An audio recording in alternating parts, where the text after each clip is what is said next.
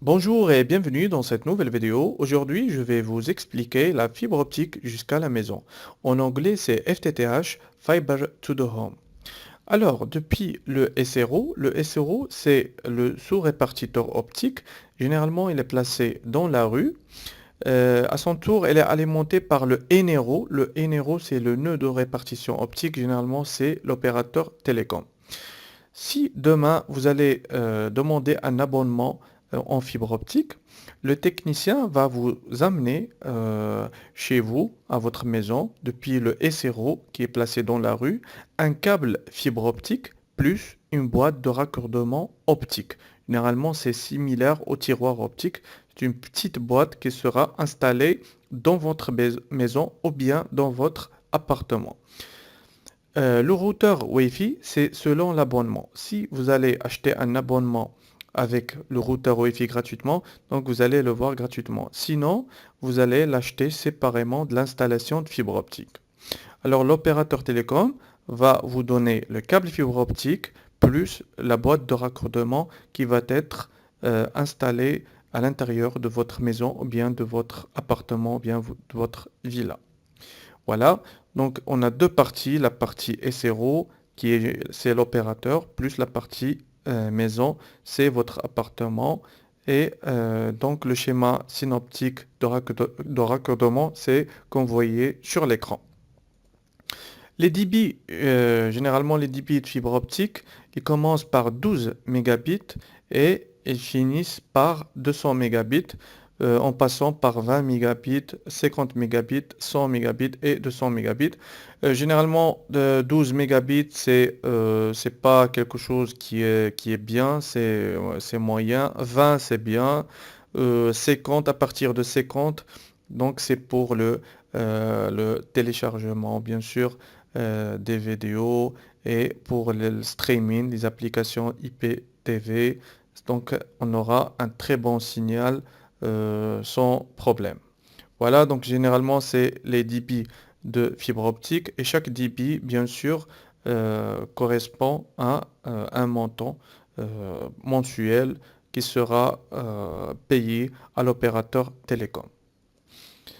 Donc, pour les routeurs fibre optique, c'est pas comme les routeurs ADSL. Donc, la fibre optique, c'est une autre technologie. Les routeurs fibre optique s'appellent ONT, Optical Network Terminal, ou bien ONU, Optical Network Unit. Donc, les noms de routeurs fibre optique, c'est ONT ou bien ONU. Les routeurs ADSL sont appelés routeurs ADSL, mais c'est différent pour la fibre optique. Donc on a deux grandes gammes. On a le petit routeur, le petit ONT et le grand ONT. La différence, on va la voir, c'est le nombre de ports, la bande passante, est-ce qu'il y a des antennes externes ou pas, le Wi-Fi. Est-ce que les petits généralement n'ont pas le Wi-Fi intégré, donc obligatoirement il faut une borne Wi-Fi qui sera raccordé dans le port RJ45. Donc ça dépend. Il y a des versions qui ont Wi-Fi intégré et il y a d'autres versions qui n'ont pas. Le grand routeur, donc généralement 100%, ils ont du Wi-Fi intégré. Il peut donner le Wi-Fi. Ils ont des ports RJ45 et RJ11 en plus. Donc ça, c'est la différence. Bien sûr, le routeur le plus grand, c'est plus cher que le petit routeur ONT. Et voilà, et bien sûr, il y a plusieurs marques. Il y a Huawei, il y a TP-Link, il y a Alcatel-Lucent, il y a Cisco, il y a plusieurs marques, Aruba, HP. Donc, il y a plusieurs marques qui vendent et présentent les ONT. Donc, comment choisir un routeur fibre optique, bien sûr l'ONT ou bien l'ONU? Comment on va le choisir? Donc, demain ou après-demain, on va faire un abonnement fibre optique sans routeur offert par l'opérateur. Donc, on doit obligatoirement acheter un routeur séparément on va acheter un routeur standard avec une entrée PON fibre optique. Donc, la première chose à voir, c'est la bande passante. Par exemple, si vous allez demander une bande passante auprès de l'opérateur de 50 mégabits, par exemple, ou bien de 200 mégabits. Voilà, 200 mégabits, par exemple. et le routeur Wi-Fi fait passer que 150 mégabits. La bande passante du routeur Wi-Fi, c'est 150 mégabits. Et on a un abonnement de 200 mégabits. Donc, on va perdre 50 mégabits. Voilà, parce que notre routeur va pas passer toute la bande passante, il va passer que 150.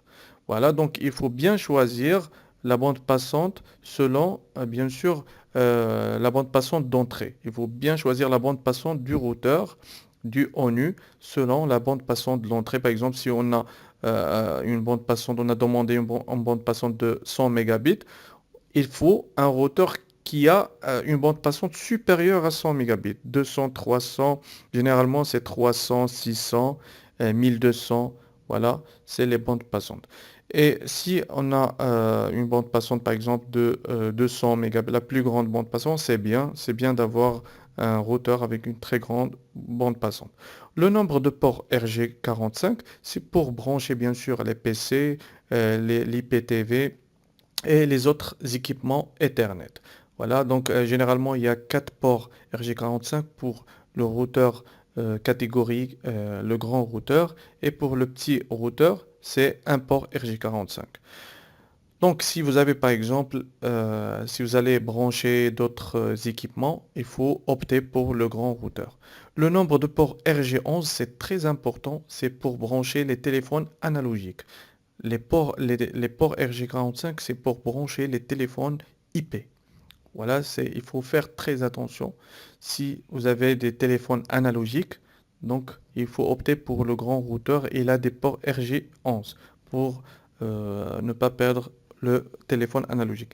Sinon, vous allez acheter un autre téléphone IP et le brancher sur les ports RJ45. Bien sûr, le port USB et le Wi-Fi en ont. Donc, il faut bien, avant d'acheter le routeur, il faut voir est-ce qu'il a un AP, un access point, ça veut dire une borne Wi-Fi intégrée. Parce que le routeur, il fait plusieurs fonctions. Parmi les fonctions qu'il fait, il a un AP intégré, il fait le routage, donc c'est un routeur, en même temps c'est une borne Wi-Fi. Généralement, dans les installations professionnelles, on n'a pas ça, on a une borne Wi-Fi indépendante avec un routeur qui est indépendant. Voilà. Mais pour les applications domestiques dans la maison, on a un routeur plus borne Wi-Fi. Donc il faut insister sur le fait est-ce que le routeur il a une borne Wi-Fi intégrée. Il permet de donner le Wi-Fi. Et s'il permet ça, combien d'antennes est là? Donc c'est la technologie MIMO. Voilà, MIMO, c'est plusieurs entrées avec plusieurs sorties, multiple input, multiple output. MU, c'est multi-utilisateur. C'est une autre notion qu'on va le voir dans un cours séparé. Donc après. Et après, on a le port PON. Le port PON, c'est le port de branchement fibre optique. Voilà, c'est Passive Optical Network. Donc voilà les critères, bien sûr les critères de choix du ONT, Optical Network Terminal. Donc c'est la bande passante et les différents ports qu'on a vus avec la possibilité d'avoir ou non le Wi-Fi. Donc la marque, c'est à votre choix. Il y a Alcatel-Lucent, il y a Huawei, il y a plusieurs marques. Donc ça, c'est le dernier choix bien sûr. Maintenant, on va voir qu'est-ce que les différents rôles des ports. Comme on a vu, les ports jaunes, c'est les ports RJ45 pour branchement des PC filaires. Par exemple, le routeur, l'ONT n'a pas la fonction Wi-Fi, donc il faut obligatoirement se connecter avec les ports filaires RJ45 avec un câble catégorie 6A pour le PC, pour l'IPTV, pour la TV, pour streaming, pour les téléphones IP et non pas analogiques. Les téléphones IP, il y a plusieurs types de téléphones. Il y a les téléphones analogiques, numériques et IP. Donc analogique, c'est c'est la RTC, réseau téléphonique commuté. Les numériques, c'est ISDN. Et l'IP, c'est une autre technologie sur voie IP. Les ports bleus, c'est pour les téléphones analogiques. Bien sûr, le power, c'est l'alimentation, bien sûr, en plus du USB, on-off. Et le port on, c'est derrière, qu'on voyait sur la vidéo. Donc, c'est derrière, c'est le port de branchement fibre optique avec une jarretière optique depuis la boîte de raccordement optique de l'opérateur, bien sûr, qui est placé dans notre maison, bien dans notre appartement. Voilà, donc ça, c'est les différents rôles des ports RG45, RG11 et du routeur ONU, bien ONT, euh, du fibre optique. Donc j'espère que vous avez appris le rôle du routeur et comment faire le branchement depuis le SRO. Merci et au revoir.